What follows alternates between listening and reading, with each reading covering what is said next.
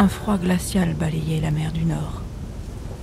Le seigneur Gradelon se tenait à la proue de son navire, son regard sondant l'horizon. Par moments, les rafales salées cinglaient son visage, le piquant tel de multiples aiguilles. Les vagues s'éclataient sur la coque en chaîne de son navire, et le vent gonflait les voiles blanches tendues comme les joues d'un géant en colère. Dans son sillage voguaient 100 beaux vaisseaux. Quelques mois auparavant, Gradelon, roi de Cornouailles, avait réuni sous sa bannière tous les seigneurs de Bretagne. Avide de richesses et de conquêtes, il voyagea jusque dans les contrées les plus au nord, afin de conquérir les villages et forteresses qui renfermaient d'innombrables trésors. Au fur et à mesure qu'ils avancèrent dans les fjords, les villages tombèrent sous leur contrôle, les habitants se soumettant ou résistant avec vaillance. Mais il restait une forteresse réputée imprenable.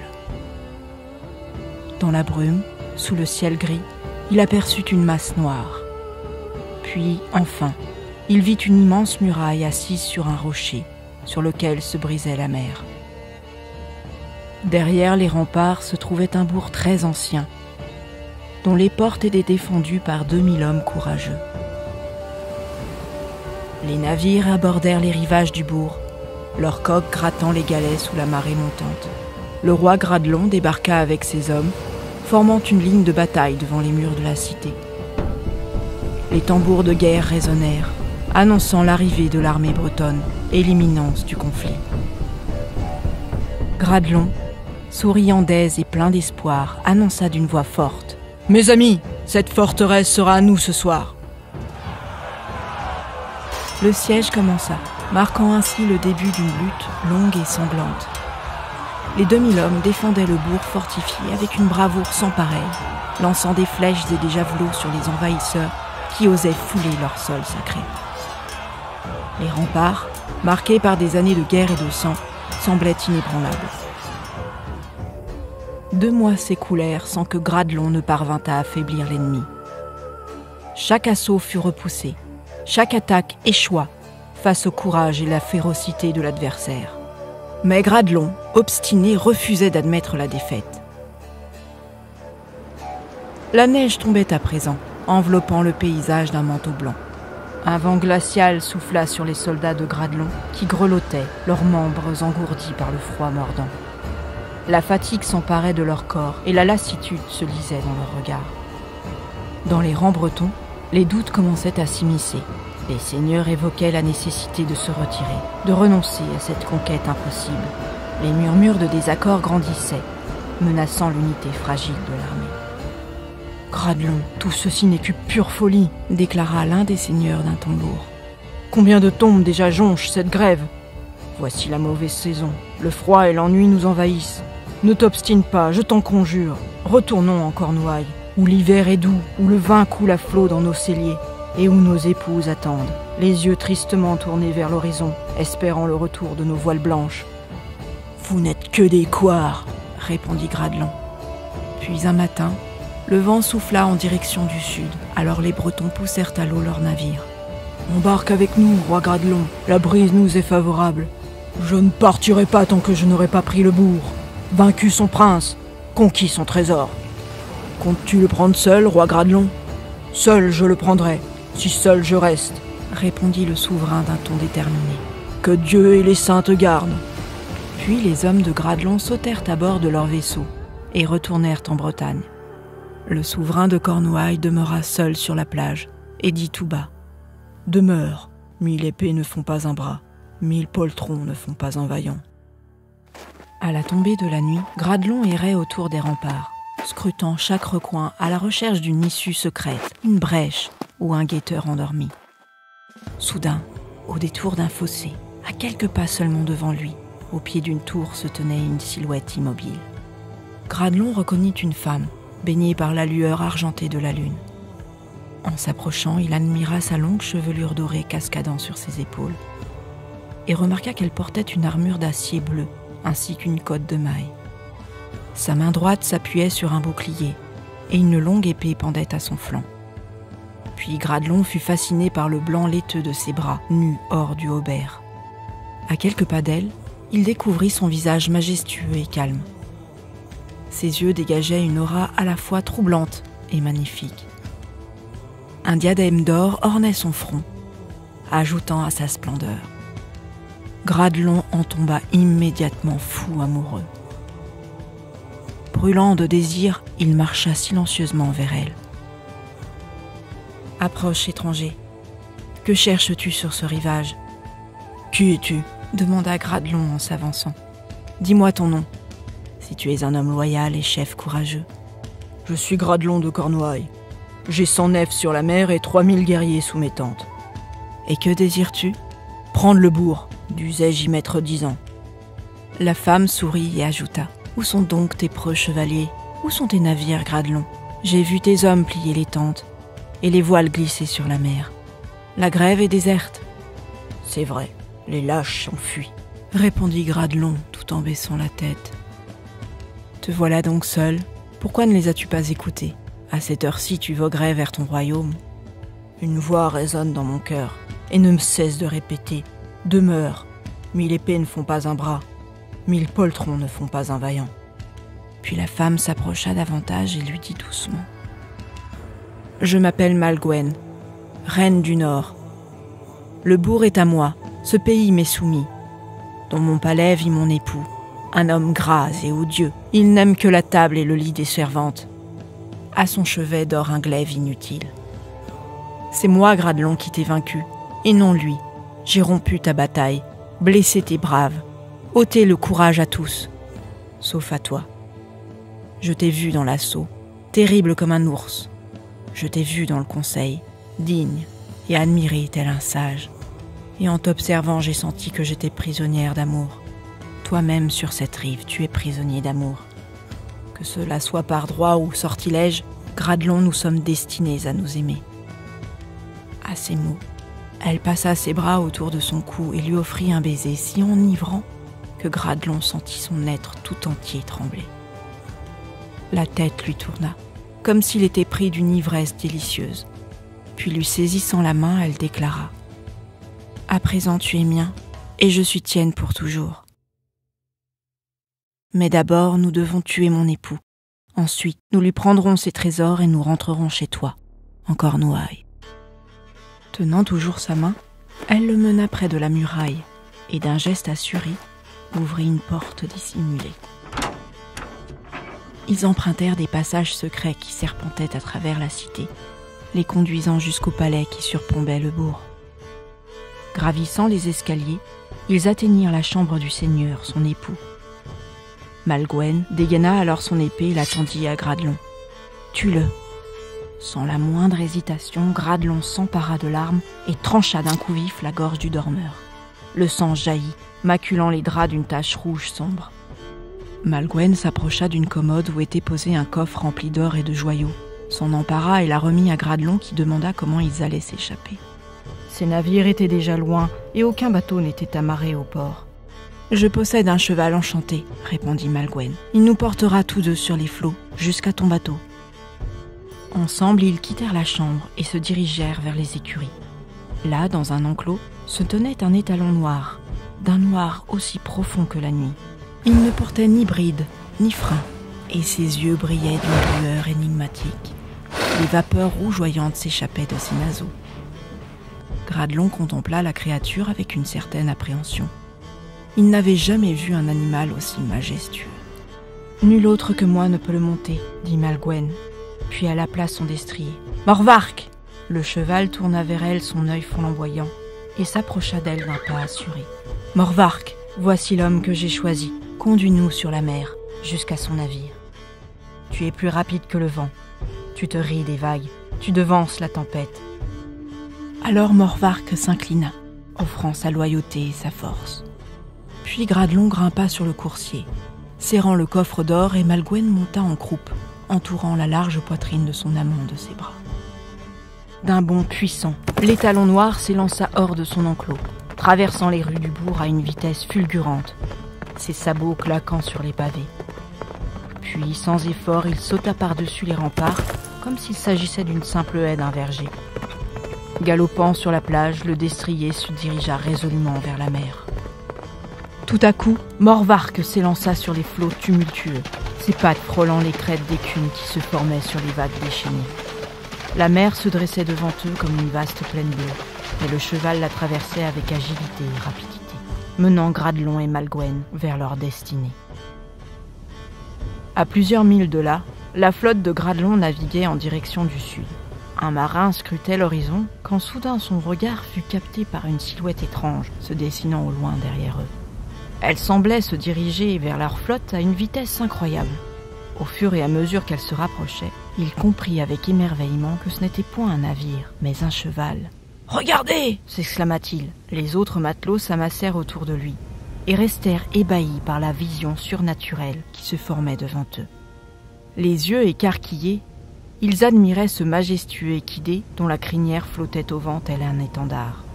Puis ils reconnurent sur son dos leur roi Gradelon. Immédiatement, les acclamations s'élevèrent, se mêlant aux cris du vent. Arrivé à hauteur de la flotte, Morvark bondit et atterrit avec grâce sur le pont du navire de Gradelon, accueilli par les applaudissements et les cris de joie de l'équipage. Les marins se pressèrent autour de Gradelon et l'aidèrent à descendre du cheval. Malgwen sauta également sur le pont et vint caresser le museau de Morvark, lui chuchotant à l'oreille quelques paroles dans une langue étrange. Puis Gradelon saisit la main de Malgwen. Leurs regards se croisèrent, emplis d'amour et de détermination. Ils étaient prêts pour une nouvelle vie, unis par un amour inébranlable. Alors que la flotte de Gradelon continuait sa route vers la Bretagne, une ombre sinistre s'abattit sur l'horizon. Gradelon, sur le pont de son navire, donnait des ordres pour préparer ses marins à affronter la tempête à venir. Tous s'activaient, fixant solidement les voiles, renforçant les amarres, cherchant à se prémunir contre les assauts violents de la nature.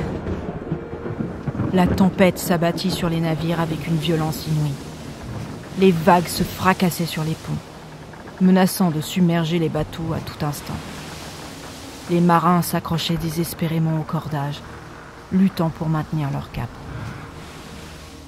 Finalement, après des heures qui semblaient une éternité, la tempête s'apaisa. Les nuages se dispersèrent, révélant un ciel clair. Cependant, la flotte de Gradelon avait été déviée de sa route originale. Les marins, secoués mais résilients, étaient conscients que leur chemin de retour vers la Bretagne serait plus long que prévu. Mais ils avaient foi en leur roi et en leur nouvelle reine, convaincus de leur capacité à les guider. Le voyage de retour mit une année entière, une période durant laquelle Gradelon et Malgwen vécurent leur idylle amoureuse. Puis Malgwen porta en elle le fruit de leur amour. Gradelon veillait sur sa reine avec une tendresse infinie, protégeant leurs précieux trésors qui grandissaient dans le ventre de son amante. Mais le destin est parfois cruel. Alors que le jour tant attendu arriva, Malgwen se retrouva en proie à des complications lors de l'accouchement. Gradelon lutta désespérément pour la sauver, mais en dépit de ses efforts acharnés, la vie de Malgwen s'éteignit. Le cœur de Gradelon se brisa en 1000 morceaux. Ce qui aurait dû être une source de joie et de bonheur se transforma en une tragédie déchirante. La vie avait exigé son tribut, emportant la reine bien-aimée et laissant Gradelon seul, partagé entre la joie d'être père et la douleur insurmontable de la perte de Malgwen. Gradelon tenait dans ses bras sa fille Dahu, créature fragile et précieuse, née du sacrifice de sa mère. Cet enfant était un rappel constant de l'amour intense qu'il avait partagé avec Malgwen. Le voyage de retour se poursuivit, marqué par la douleur et le deuil. Et finalement, Gradelon retrouva les côtes de Bretagne. Les habitants de sa terre natale accueillirent le roi et son armée avec joie. Certes, Gradelon était rentré chez lui, il avait conquis bien des cités du Nord, mais c'était un homme brisé, portant en lui le fardeau de la perte et de la solitude. Le roi tomba dans une dépression profonde, consumé par le chagrin et les regrets. Les jours semblaient se fondre les uns dans les autres, comme une lente procession funèbre. Les affaires du royaume perdirent de leur importance à ses yeux, et il s'effaça peu à peu de ses responsabilités de roi. Pourtant, dans l'ombre de sa souffrance, une lumière d'espoir persistait. C'était la présence réconfortante de Dahu. À chaque fois que Gradelon regardait les yeux de sa fille, il y trouvait l'écho de Malgwen, comme si son âme se réincarnait dans cet être précieux. La ressemblance frappante de Dahu avec sa mère redonna progressivement goût à la vie à Gradelon. Il se souvint de la joie et de l'amour qu'ils avaient partagés, et il vit à travers Dahu la possibilité de préserver un héritage, celui de l'amour inconditionnel de Malgwen. Gradelon se dévoua corps et âme pour sa fille, veillant à son éducation et à son bien-être. Dans le sourire de Dahu, il trouvait une lueur d'espoir, réalisant que Malgwen était toujours avec eux, vivante dans l'esprit de leur enfant. Et il ressentit le devoir de continuer à honorer sa mémoire en veillant sur Dahu. Peu à peu, la joie de vivre de sa fille éveilla celle du roi Gradelon. Il comprit qu'il ne pouvait pas abandonner son royaume et sa responsabilité envers son peuple. Ses sujets avaient également besoin de sa bienveillance. Il reprit donc ses devoirs de roi, même si la douleur persistait toujours dans son cœur. Gradelon retourna progressivement à ses anciennes passions, dont la chasse, qui avait été délaissée depuis trop longtemps. Avec Dahu à ses côtés, il parcourait les vastes terres de Cornouailles, chassant le cerf et le sanglier.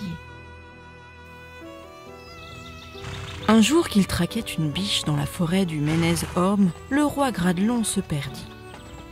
Durant plusieurs heures, il suivit des sentiers, longea des pistes, traversa bien des clairières sans retrouver son chemin. Au bout de quelques heures, son cheval le conduisit jusqu'à une humble cabane où résidait un mystérieux ermite. Gradelon s'approcha humblement de l'homme de foi et lui demanda : « Bon ermite, peux-tu m'indiquer le plus court chemin pour sortir de ce bois ? » ?»« Seigneur, la forêt est immense. Il vous faudra plusieurs heures pour sortir, » répondit l'homme. « Or, je vois que votre noble monture est exténuée, et vos forces aussi sont éprouvées. Reposez-vous ici, le temps que je vous prépare un repas qui saura rassasier votre faim et apaiser votre fatigue. »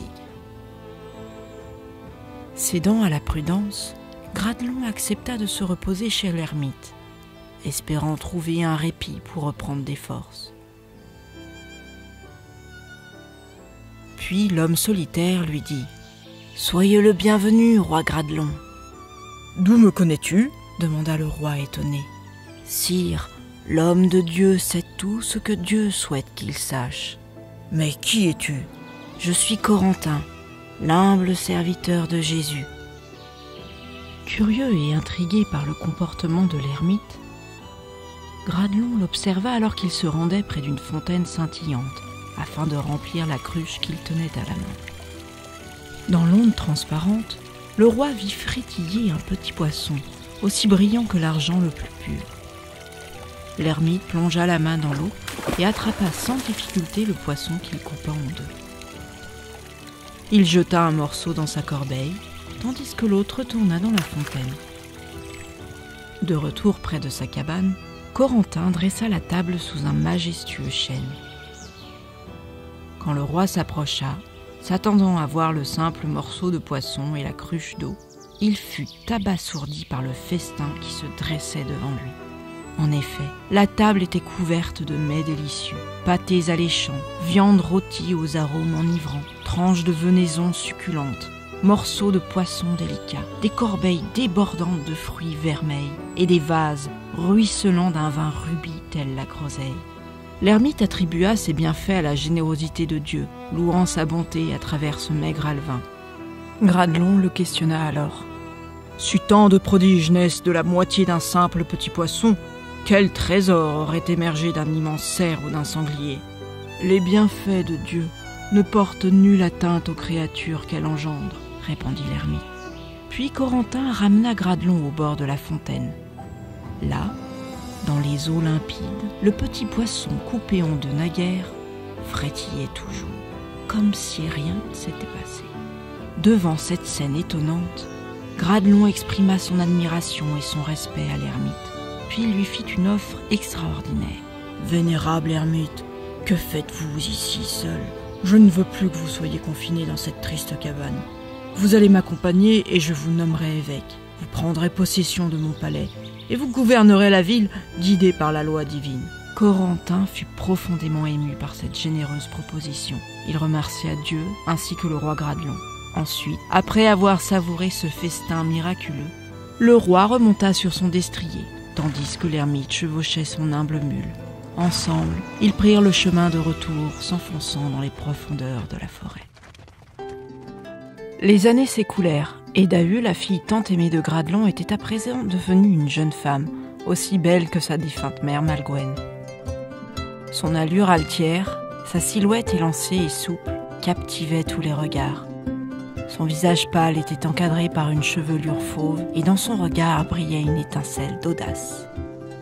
Dahu, fasciné par l'immensité de l'océan, consacrait ses journées entières à contempler les vagues qui s'étendaient à perte de vue. C'était là, au bord des falaises, qu'elle trouvait une paix intérieure. Un jour, Dahu se rendit auprès de son père, le roi Gradelon, et lui adressa une requête inhabituelle. Elle exprima le désir de le voir ériger une nouvelle cité, fièrement dressée au bord de la mer, où les vagues viendraient caresser les remparts de pierre. « Une cité ? Mais où donc veux-tu que je la construise ?» demanda le roi étonné. « Je connais une baie déserte au bout de la Cornouaille. Enfant, j'y jouais, ramassant des coquillages. Père, je vous en prie, bâtissez pour moi une belle ville blanche et radieuse avec pour seul horizon l'océan. Ses murs seront baignés par les lames et les oiseaux marins viendront se poser sur les toits. » Ce souhait étonna le roi Gradelon, qui voyait en sa fille une âme insatiable, avide d'aventure et d'exploration. Il considéra attentivement sa demande, conscient des responsabilités qui découleraient de cette entreprise colossale. Mais l'amour paternel qu'il portait à Dahu était indéfectible, et il ne put résister à son regard rempli de passion. Ainsi, Gradelon entreprit de concrétiser le rêve de sa fille bien-aimée. Il convoqua les meilleurs architectes et artisans du royaume, leur exposant le projet de cette nouvelle cité. « Sire, cette entreprise est insensée. Il n'y a aucun chemin qui mène à cette grève, » dirent les architectes. « Je construirai des routes et j'y enverrai autant d'hommes qu'il le faudra. » Alors les travailleurs s'affairèrent, posant pierre après pierre les fondations de la future cité 10. Quand enfin la ville fut achevée, le roi monta sur son cheval Morvark et conduisit sa fille Dahu jusqu'à la baie. C'est alors que la jeune fille vit au loin la nouvelle cité, resplendissante et immaculée comme elle l'avait désirée, enveloppée de l'écume des flots, radieuse sous le soleil. Morvark sentit l'excitation de Dahu et accéléra. Quand ils arrivèrent devant la cité, Gradelon stoppa les talons et se tourna vers sa fille. « Tout cela t'appartient, Dahu. Prends possession de cette cité que je t'offre. » Blottie au cœur même de la baie de Douarnenez, la cité 10 était sans nul doute la plus belle ville au monde. Des digues colossales l'entouraient, érigées pour repousser les assauts incessants de l'océan, formant ainsi une barrière protectrice. Au centre de ces remparts se dressait une immense porte, toujours fermée, et nul autre que Gradelon ne détenait la clé. À l'intérieur des murs, la cité se déployait dans toute sa splendeur, telle une perle rare. Ces rues pavées s'étendaient comme des artères grouillantes de vie, où se mêlaient les langues, coutumes et les ambitions des habitants venus des horizons les plus lointains. Les étals des marchands regorgeaient de trésors exotiques, suscitant l'émerveillement des passants devant tant de rareté et d'abondance. Les artistes, maîtres dans leur art, exprimaient leur génie à travers des tableaux, des mélodies et des objets d'artisanat, captivant les yeux et enchantant les âmes. Les demeures majestueuses, bordant les ruelles étroites, étaient de véritables chefs-d'œuvre architecturaux, avec leurs façades finement sculptées de motifs marins. Les balcons fleuris offraient une bouffée de fraîcheur et d'harmonie au milieu de cette effervescence. Sur chaque place se trouvaient des fontaines déversant des cascades d'eau cristalline, créant un murmure apaisant qui accompagnait les pas des habitants. Au centre de la cité s'élevait, tel un phare, un palais majestueux. Taillé dans une pierre blanche, Ses tours s'élançaient vers les cieux et semblaient vouloir toucher les étoiles, tandis que les jardins en terrasse, luxuriants et fleuris, offraient une oasis de paix et de tranquillité, où les parfums enivrants des fleurs se mêlaient à la brise marine. Dans son palais, la princesse d'Ahu organisait chaque soir des festivités grandioses. Les convives, triés sur le volet, pénétraient dans l'enceinte du palais, habillés de leurs plus beaux habits.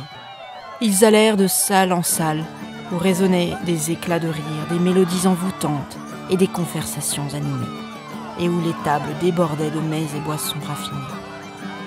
Les soirées de la princesse d'Ahu étaient le théâtre de jeux audacieux et d'orgies de débauche, où les désirs les plus sombres se libéraient sans retenue. La danse enflammée des courtisans se mêlait au claquement des dés et des cartes sur les tables, tandis que les cris d'excitation remplissaient l'air. Chaque nuit, la princesse d'Ahu, belle et envoûtante, choisissait un nouvel amant parmi les courtisans qui se pressaient à ses pieds. Une fois qu'elle avait jeté son dévolu, elle lui remettait un masque qu'il devait porter toute la nuit. Puis l'homme la suivait jusqu'à sa chambre, où les amants éphémères se liaient dans une passion brûlante. Mais au lever du soleil, lorsque le chant de l'alouette se faisait entendre, le masque se resserrait insidieusement sur son visage, étouffant peu à peu l'homme. Ce dernier se réveillait subitement, prenant conscience qu'il ne parvenait plus à respirer. Dahu observait avec délectation la lente asphyxie de son compagnon de plaisir. Finalement, dans un dernier spasme, l'homme succomba. Son corps sans vie gisait sur les draps vermeils.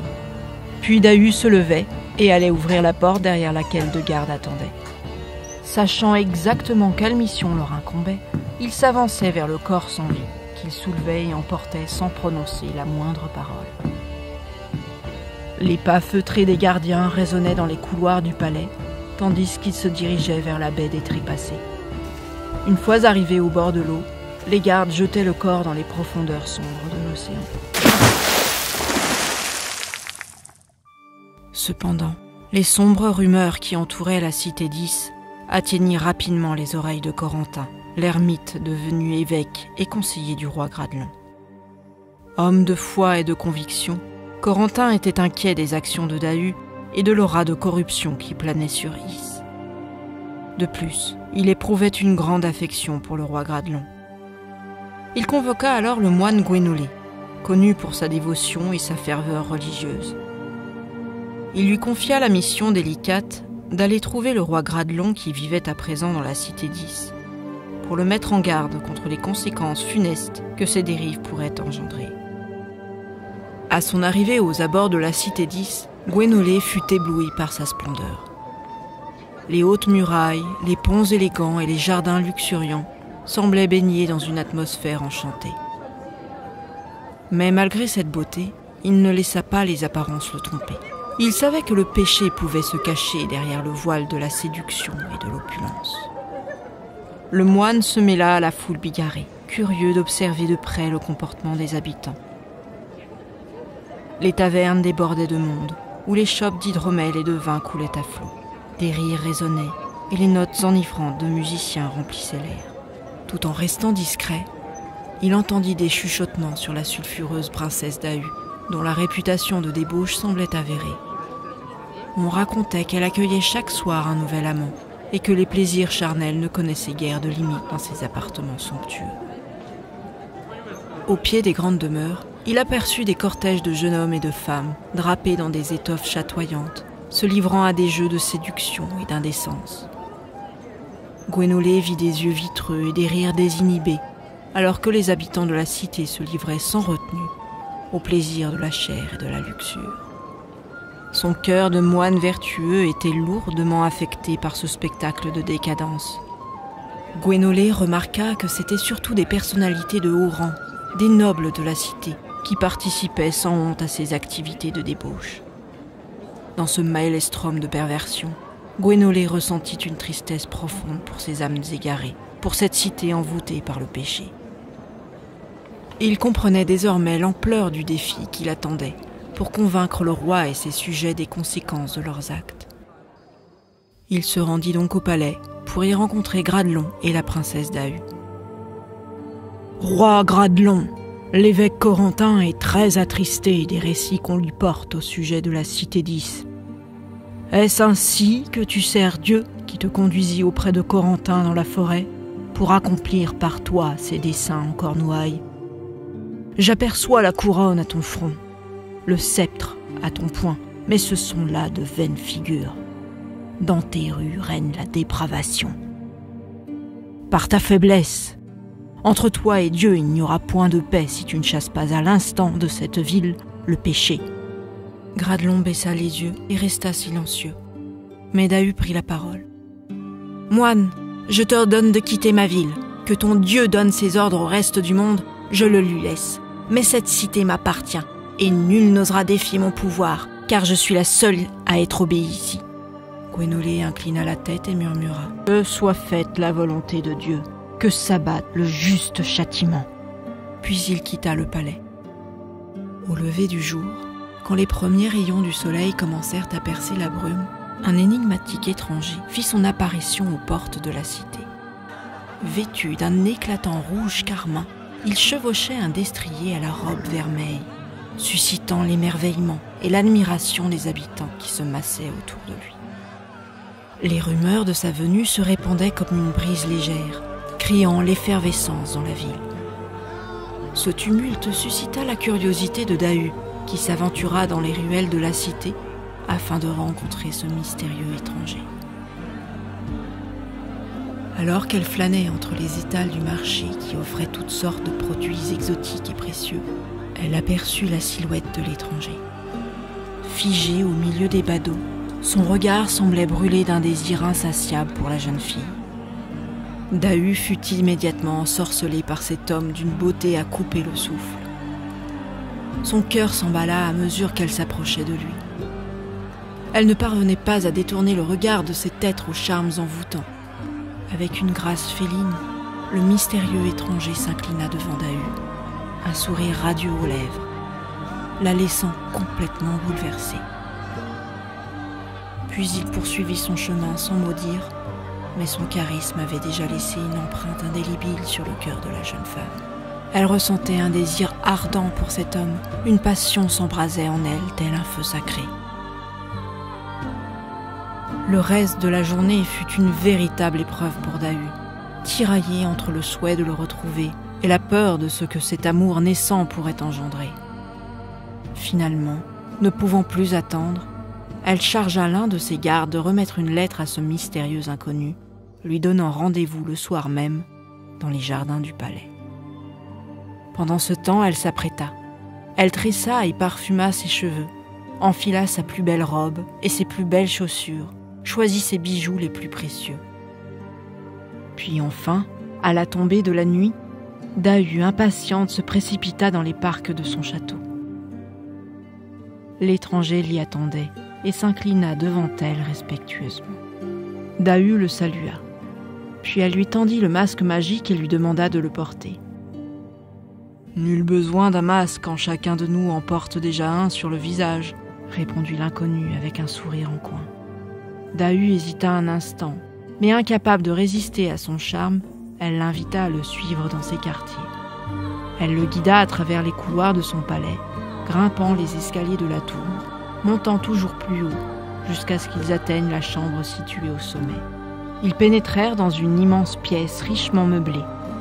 Les murs en pierre sombre étaient décorés de somptueuses tentures, représentant des navires voguant sur la mer. Au centre, une grande table de bois massif était dressée, chargée de plats délicats. Des rideaux d'un bleu profond cascadaient autour des fenêtres, laissant filtrer timidement la lueur argentée de la lune. Les rayons lunaires, combinés à la chaleur dorée des bougies, créaient un éclairage unique, plongeant la pièce dans une atmosphère de mystère et de promesse. L'homme se tourna vers Dahu. Un sourire étirait sa barbe ardente. La jeune fille crut voir des flammes danser dans son regard séducteur.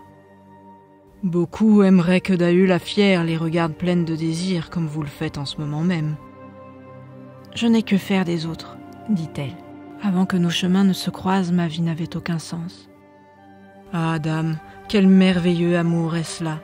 Belle qui m'aimait tant, que seriez-vous prête à faire pour mon plaisir? Pour vous, mon Seigneur, je suis prête à tout, des plus grandes prouesses comme les pires vilainies. Pour vous, je suis prête à être la plus sage ou la plus folle. Pour vous, je suis prête à blesser ou tuer. Alors, si je vous le demandais, m'apporteriez-vous les clés qui ouvrent la mer? Dahu tressaillit, son visage pâlit tandis qu'elle répondait. Ah, sire, je ne peux vous accorder cette requête. Le roi Gradelon garde les clés sur lui, il ne s'en sépare jamais. Mais quand le roi sera endormi, il vous sera aisé de vous glisser dans sa chambre et de lui dérober les clés. Si vous le faites, je vous révélerai mon nom, le nom caché à tous, que personne ne doit connaître. Et quand vous m'aurez donné les clés qui ouvrent sur la mer, nous partirons, vous et moi.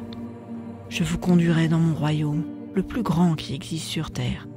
Il est aussi large que le ciel. Ses sujets sont plus nombreux que les poissons de l'océan. On y voit des collines de gemmes, des palais de diamants, des fleuves majestueux se déversant sur un lit de sable étincelant tel de l'or. Là-bas, je vis dans un palais de feu, colonne de fumée. Sous un dais de rubis se dresse mon trône de cristal. Vous deviendrez ma reine et ma maîtresse si vous me donnez les clés qui ouvrent les portes de la cité. Dahu acquiesça et sortit de la pièce. D'un pas vif et déterminé, elle se rendit dans la chambre du roi Gradelon. Elle entra silencieusement et s'arrêta un instant pour observer son père endormi. Sa poitrine se soulevait et s'abaissait doucement au rythme de sa respiration. Puis elle s'approcha et d'un geste précis lui déroba les précieuses clés posées sur son poitrail. Avant de partir, elle lui déposa un baiser sur le front, lui faisant ses adieux. Ensuite, elle rejoignit précipitamment son mystérieux amant qui l'attendait devant la porte. L'étranger eut un sourire carnassier lorsque Dahu lui tendit les clés. Il la félicita sans même lui accorder un regard, puis avec une assurance calculée, il descendit rapidement l'escalier de la tour. Dahu le suiva, mais peinait à tenir le rythme. Une fois hors du palais, elle se retrouva dans la rue déserte. Il n'y avait aucun signe de l'étranger, ni de quiconque d'autre. Elle leva les yeux vers le ciel, et ce qu'elle vit la glaça d'effroi. D'épais nuages noirs s'amoncelaient, obscurcissant le ciel d'une manière inquiétante. C'était un présage sinistre, annonçant l'arrivée imminente d'une tempête dévastatrice. Un grondement sourd retentit, faisant trembler le sol sous ses pieds. Mais ce n'était pas le tonnerre, c'était quelque chose de bien plus terrifiant. Une vague immense pénétra dans la cité 10. L'étranger venait d'ouvrir les portes, semblant inviter cette force dévastatrice à engloutir la ville. Dans ces quartiers, le roi Gradelon dormait paisiblement lorsque les bruits tumultueux de la cité 10 vinrent le tirer de ses rêves. Des cris de panique s'élevaient dans les ruelles. Il bondit hors de son lit, le cœur battant, et se précipita vers la fenêtre pour contempler l'inquiétante scène qui se déroulait sous ses yeux. La cité était en ébullition. Les habitants, pris de panique, couraient dans tous les sens, cherchant désespérément un refuge face à l'inondation imminente. « Les portes sont ouvertes! L'eau monte !» pouvait-il entendre. Instinctivement, Gradelon porta sa main à la poitrine pour vérifier que les clés de la ville étaient bien là. Mais elles avaient disparu. Un rugissement puissant résonnait à travers la ville, le fracas des vagues se brisant contre les digues protectrices. Les flots montaient inexorablement, menaçant de submerger chaque parcelle de la cité 10. Tout à coup, la porte de sa chambre s'ouvrit en grand et Gwénolé apparut sur le seuil. « La mer déborde, la digue est rompue. »« Bon moine, que fais-tu là en ce lieu à cette heure ?» demanda Gradelon. « Dieu m'a envoyé pour te sauver, » répondit Gwénolé d'une voix empreinte de détermination. « Is, ta ville est condamnée. Tous ses habitants sont voués à périr noyés. Dépêche-toi, Seigneur, il faut fuir. » Sans perdre un instant, Gradelon enfila ses vêtements et descendit précipitamment les escaliers du palais. Son esprit était empli de préoccupation pour sa fille bien-aimée, Dahu, et il savait qu'il devait tout faire pour la retrouver et la mettre en sécurité. Il se rendit aux écuries où se trouvait Morvark, le fidèle cheval de Malgwen. S'approchant de l'étalon, il lui adressa une supplique. « Morvark, je t'en prie, aide-moi à retrouver ma fille. » L'animal inclina la tête, puis Puis Gradelon monta sur l'étalon noir qui partit au galop, se frayant un chemin à travers les rues inondées. Des cris de panique et de désespoir résonnaient autour d'eux, se mêlant au fracas des vagues qui engloutissaient tout sur leur passage. Les habitations et les commerces furent ébranlés jusqu'à leur fondation par la puissance du raz-de-marée. Au fur et à mesure qu'il avançait sur le dos de Morvark, il constata avec effroi la présence de corps sans vie flotter à la surface des flots déchaînés, emportés par le courant. Gradelon, le cœur déchiré par l'angoisse, cherchait désespérément sa fille bien-aimée Dahu. Alors qu'il chevauchait à travers les flots tumultueux, son regard se fixa sur la plus haute tour du palais, où Dahu s'était réfugiée. Lorsqu'elle vit son père chevauchant Morvark, elle hurla « Père, père, sauvez-moi » Sans hésiter, Gradelon dirigea Morvark vers la tour, luttant contre les courants. Avec une force désespérée, il attrapa sa fille et la hissa sur le dos du cheval, les éclaboussures salées fouettant leur visage. Dahu s'accrocha à son père, le corps trempé, elle grelottait de froid. Morvark, le noble destrier, puisa dans ses dernières forces, se déplaçant avec une aisance surnaturelle sur les eaux en furie. Les vagues tentaient de les avaler, mais le cheval mythique persista, frappant la mer de ses sabots puissants. Son poitrail fendait la houle, telle la proue d'un navire.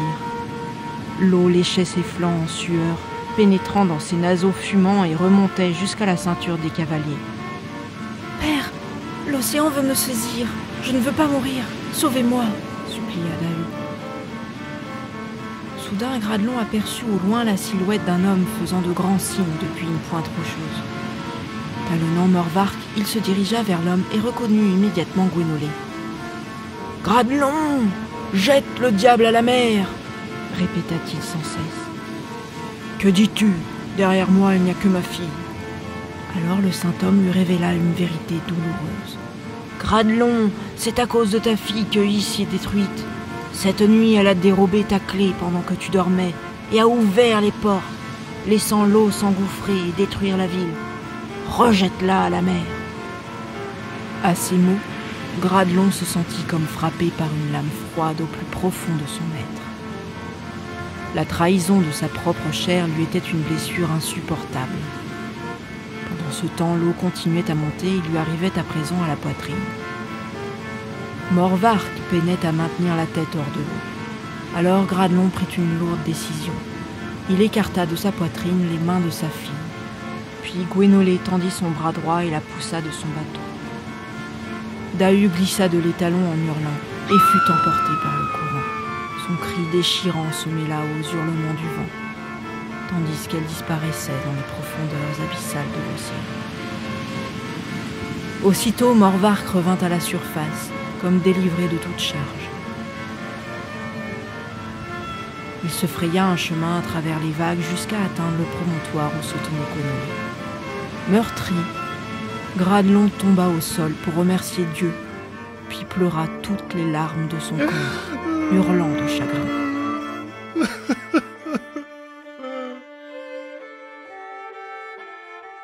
Bien des années s'étaient écoulées depuis la tragédie qui avait englouti la cité d'Ys.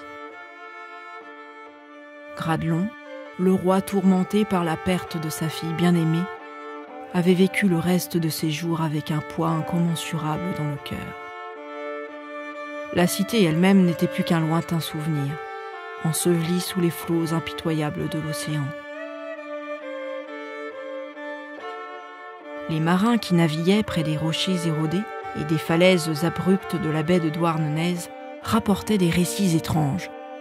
Ils parlaient d'une silhouette féminine, mystérieuse et troublante, posée sur les rochers, le regard toujours tourné vers l'horizon. D'autres prétendaient avoir entendu par temps calme des cloches sonner en venant de la mer. Ainsi, l'histoire d'Ys demeurait gravée dans la mémoire des hommes, portée par les murmures des marins, les chants des poètes et les légendes transmises de génération en génération. Peut-être que la cité légendaire continuait de briller au fond de l'océan, attendant le jour où elle réapparaîtrait des profondeurs marines.